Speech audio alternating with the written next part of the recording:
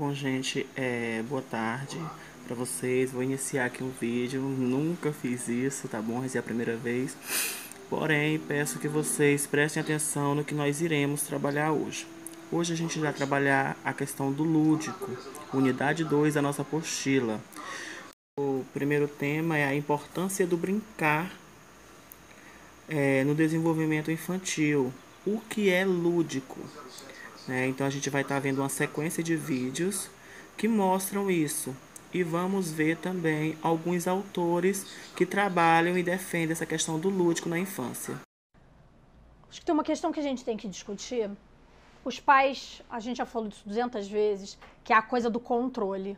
Sem querer, ninguém de sã consciência, pelo menos não da maioria das vezes, eu quero controlar, mas a gente tenta controlar. Então, uma coisa assim, o cara tem um carrinho, ele gosta de brincar do carrinho, subindo o carrinho para lá e para cá. Aí o pai vira para ele e fala, não, não é assim que brinca, não sei como. Então, é assim que ele brinca.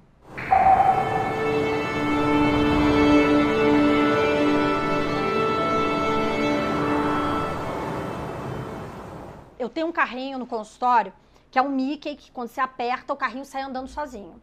Quando a criança vem, eu mostro como ele funciona. Mas se ela quiser ficar fazendo assim, jogar ele, fazer ele ficar...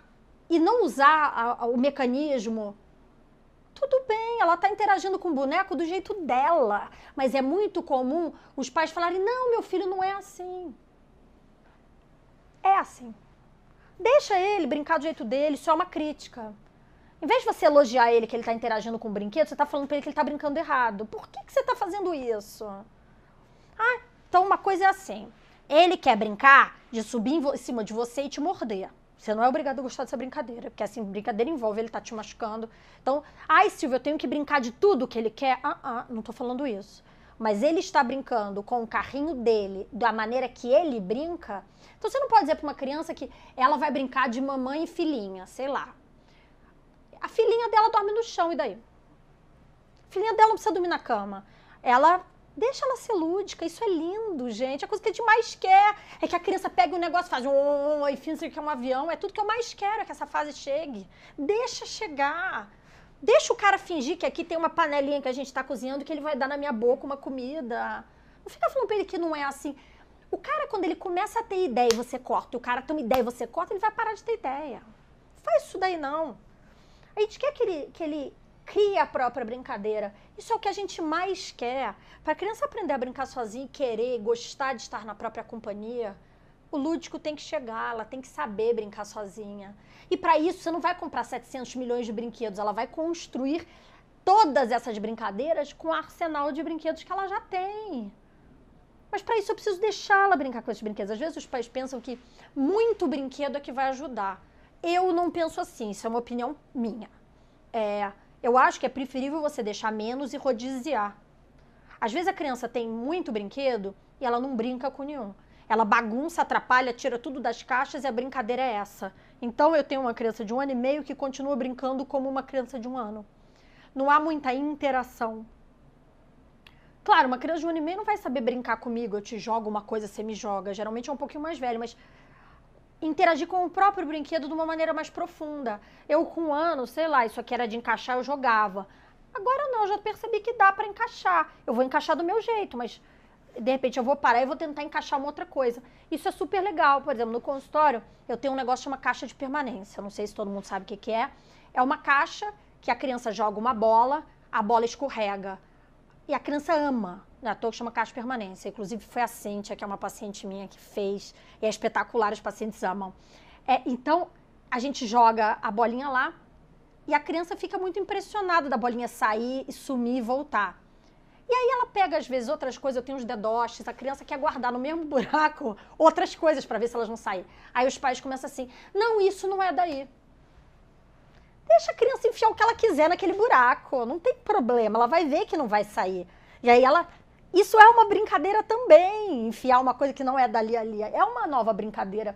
Então, tenta sentir isso, deixa ele interagir com os brinquedos, observa, não entra, a brincadeira é dele. Você pode brincar com ele, não por ele. A gente não pode fazer nada por ele, fazer com ele no máximo. Vamos tentar.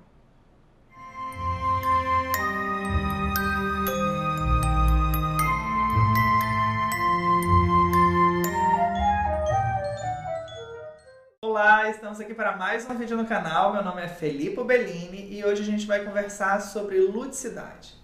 Nesse vídeo, a gente vai entender o que é lúdico e como é que ele é aplicado na escola, sendo bem importante para pais, professores, responsáveis e para quem quer entender um pouco sobre a sinergia entre o desenvolvimento dos jogos e o desenvolvimento da educação e aprendizagem. Acontece que hoje nós estamos no século da ludicidade, ou muitos dizem isso, dizem que o século XXI é o século da ludicidade.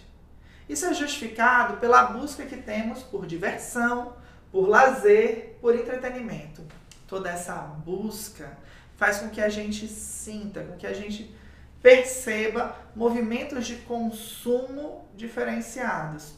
Cinema hollywoodiano, grandes festivais de música, a proliferação, aumento e proliferação de bares, restaurantes e centros de diversão, porque no consumo há a ideia de se divertir, a ideia de ter prazer.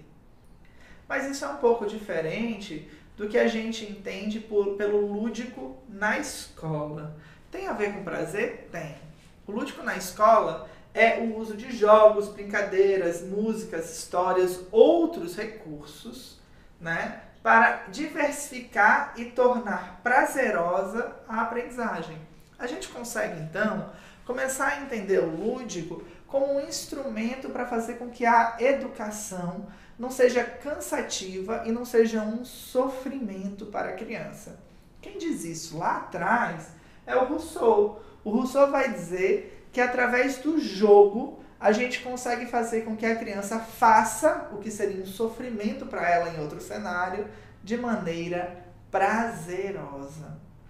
A gente tem que então ir constituindo essa noção a partir do momento que a gente entende o processo histórico do jogo e por que hoje é tão retomado esse processo de ludicidade que ficou apagado aí durante alguns séculos. Vamos lá. Os egípcios, os maias, os romanos, os incas usavam o jogo para educar. Isso é fato. Eles ensinavam através de jogos, rituais, brincadeiras, diferentes processos de caça e agricultura. Depois disso, a gente vê que com o desenvolvimento civilizacionário, nas grandes civilizações, na Grécia, Platão já em seus textos estimulava os jogos educativos na infância e dizia que os esportes funcionavam para valorizar a cultura intelectual, moral e educativa. Esse processo continuou até que há, certo, a ascensão do cristianismo. O cristianismo, regulador moralista da época, começou a entender os jogos como imorais e viciantes, fazendo com que sumisse da época o jogo como fator de aprendizagem. Porque se o jogo na sociedade, no mundo social, passou a ser perseguido, imagine nas escolas. Toda essa moralidade só veio a ser quebrada quando os humanistas trouxeram de volta, lá no século XVIII, para a vida social o uso do jogo. O jogo passou a ser bacana porque a diversão do homem passou a ser importante. Mas olha que interessante, só os jesuítas, na aprendizagem, é que vão trazer o lúdico novamente para as escolas. E são eles que aplicam na educação moderna a primeira noção de jogos, lá com os índios, no processo de colonização, no processo de cristianismo de diferentes comunidades, para alfabetizar eles na língua deles, né? Então, eles queriam que os índios aprendessem a língua deles, e para isso eles ensinavam, mas eles ensinavam através da dança, através do jogo, através de diferentes processos culturais, muito num movimento de substituir o processo de cultura a partir das alfabetizações e dos usos de ensino e aprendizagem. Mas assim, entendendo tudo isso, a gente vê que o jogo passa a ser uma estratégia importante e enriquecedora para fazer com que o aluno aprenda, não é mesmo? Afinal, é justamente o objetivo do lúdico ensinar algo. Para isso, diferentes pessoas foram falando. Eu posso, inclusive, fazer um outro vídeo estendendo o tesouro sobre o lúdico e sobre o uso de jogos na educação. Mas o Huizinga, que é um alemão, ele vai dizer pra gente, ele vai caracterizando o jogo, dizer a importância do jogo em relação a outros processos de ensino. Ele diz que se a gente consegue fazer com que a educação funcione como um jogo, ela passa a ser voluntária. A gente consegue fazer com que o aluno queira fazer o exercício, queira fazer a atividade. O jogo também tem um tempo limite, certo? E um espaço específico. Com isso, ele fala que na educação formal, o jogo pode ser bem utilizado dentro dos momentos de aula, dentro dos espaços de aula. Também existe a noção de regras consentidas.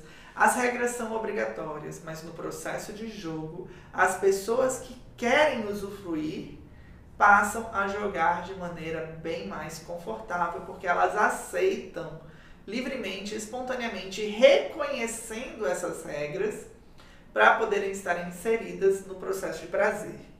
E também ele tem um fim estipulado e ele diverge, ele é diferente do usual, do cotidiano.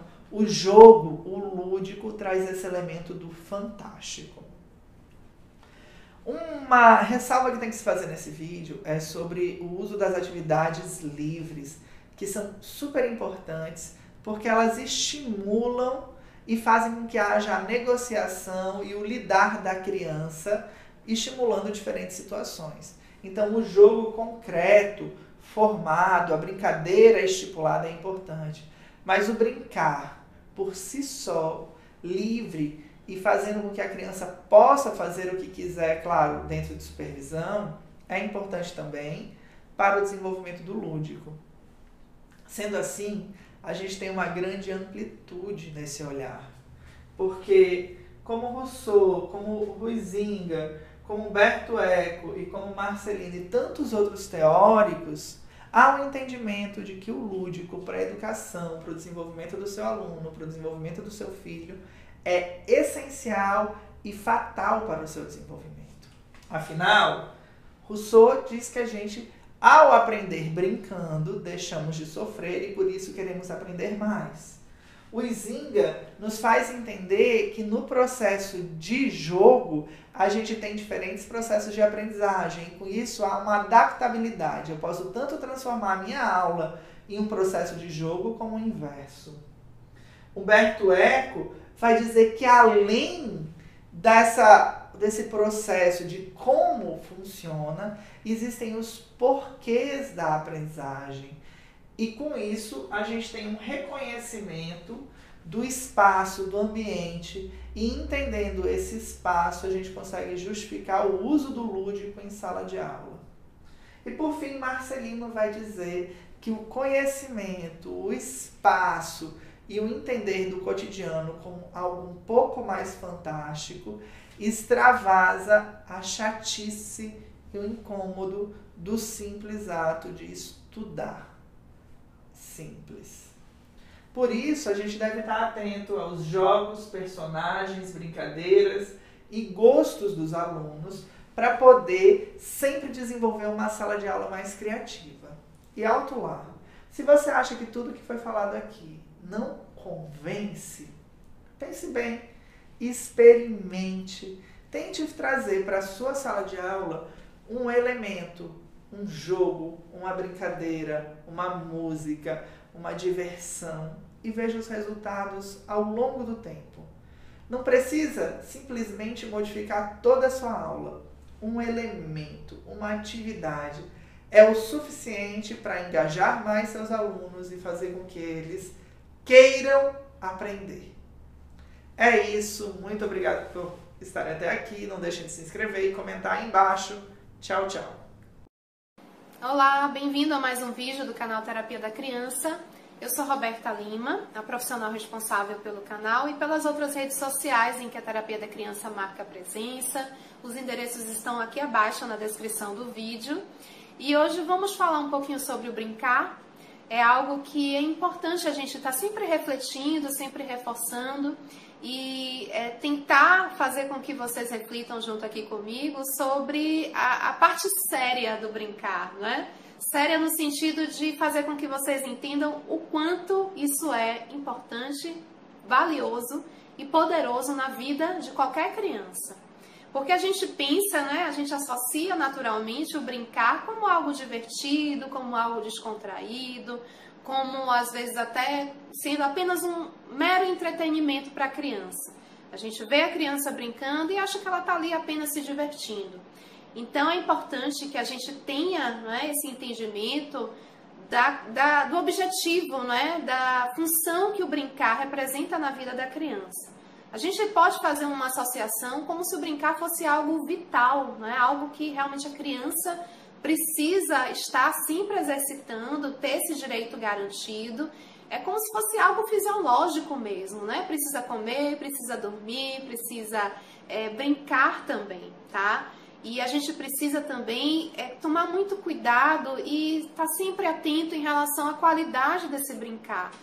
Que a criança não tenha só questão do acesso garantido, mas também de como é que esse brincar está acontecendo, tá? Nesse mundo de hoje tecnológico que a gente vive, a gente tende, não é, a se encantar muito com os eletrônicos. Tem brinquedos que a gente fica assim, nossa, a gente aperta um botão e o boneco sai andando, o boneco sai falando, cantando, acende 1000 luzinhas. E a criança fica muito mais ali, não é, de espectadora, assistindo todo aquele show, não é, quase uma pirotecnia, e fica mais, não é, de espectadora mesmo. Ela pouco age e interage com aquele brinquedo. Então prestem atenção a esse detalhe, né? Tomem cuidado com isso. Eu não estou fazendo uma apologia aqui contra os eletrônicos, não é isso.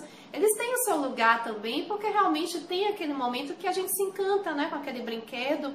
Mas a gente precisa entender que o brincar, ele tem que ser garantido também no seu aspecto do brincar livre. O que é o brincar livre? É garantir que a criança, gente, tem acesso a essa liberdade criativa que o brincar livre proporciona.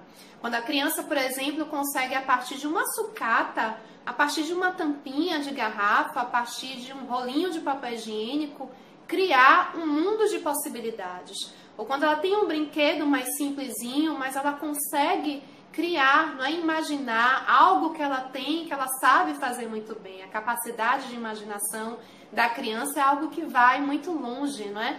Então, a gente precisa ter essa compreensão garantida, não é, de que o brincar é a forma que a criança tem de conhecer, não é? De conhecer o mundo, de adquirir conhecimento, de se ambientar, de conhecer as relações sociais, de experimentar diversas emoções, não é? Perder, ganhar, isso é importante ser realizado no brincar. Esse entendimento é construído também no brincar de uma forma lúdica, noção de regras, de limites, de saber esperar a sua vez, de trabalhar o controle inibitório, que nada mais é do que uma função que a gente tem, não é, do cérebro, de ter essa condição da gente se conter, não é? De conter o nosso impulso, de ter um autocontrole. Então, por exemplo, quando você brinca de vivo ou morto com seu filho, onde você manda ele ficar vivo e depois ele fica morto, e ele tem que acompanhar isso, não é? Fica em pé, fica agachado.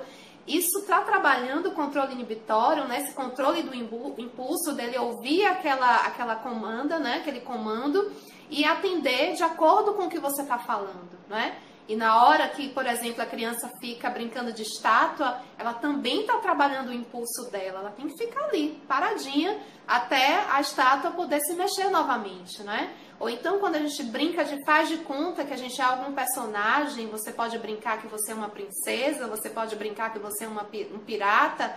Isso também trabalha o controle inibitório, trabalha esse impulso, porque a criança tem que meio que incorporar o personagem. E à medida que ela incorpora esse personagem, ela também tem que se controlar para ela ficar dentro daquele personagem, né? Com um comportamento condizente, congruente com o que aquele personagem pede, tá? Então, é uma riqueza de possibilidades, é uma riqueza, né, de desenvolvimento que o brincar proporciona, que a gente precisa garantir isso para as crianças, não é? Então, pensar em relação também como é a rotina da criança. Não é que a gente vá tirar tudo de lado e fazer com que a criança só brinque o tempo inteiro. Não, tem os momentos certos, os horários para fazer as coisas, para estudar, mas a brincadeira ela precisa, né, ter o momento dela, ter também esse espaço garantido na rotina da criança. A brincadeira, o brincar, é uma forma até de válvula de escape.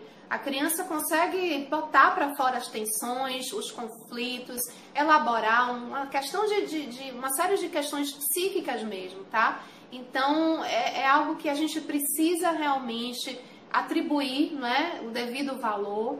E em relação também aos eletrônicos, que eu me refiro, a questão dos tablets, dos smartphones, que a criança não fique limitada e restrita, né, na brincadeira a partir desses jogos eletrônicos, porque eles pouco promovem, né, essa interação, essa exploração do ambiente. A criança, por exemplo, quando ela está jogando um jogo da memória virtual, né, está ali no telefone jogando um joguinho da memória, ela não tem a mesma oportunidade que ela teria se ela estivesse jogando um jogo da memória com você, né? Com o pai, com a mãe, com o irmão, com o amiguinho, porque tem o outro ali. Ela tem que esperar a vez do outro, ela tem que negociar aquela regra, entender e fiscalizar que o outro também está funcionando dentro daquela regra.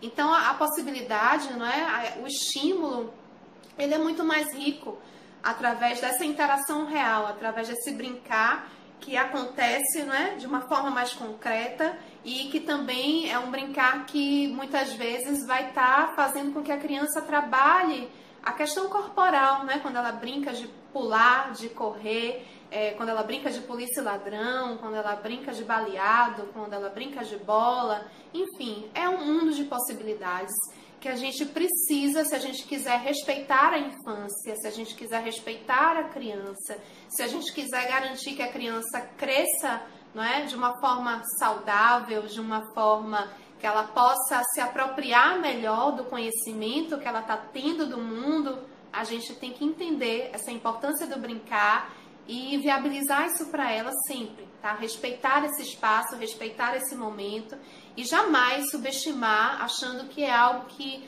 é mero entretenimento e que a criança tem que estudar e tem que fazer outras coisas mais sérias e mais importantes para a futura vida adulta dela, tá? Porque, na verdade, é através do brincar que a criança vai desenvolver essas habilidades, não é? Que serão utilizadas na vida adulta, em outros contextos, em situações mais sérias, com demandas maiores, e é na infância, é no brincar que isso é desenvolvido, que esse cérebro é desenvolvido, essas funções executivas do cérebro, não é?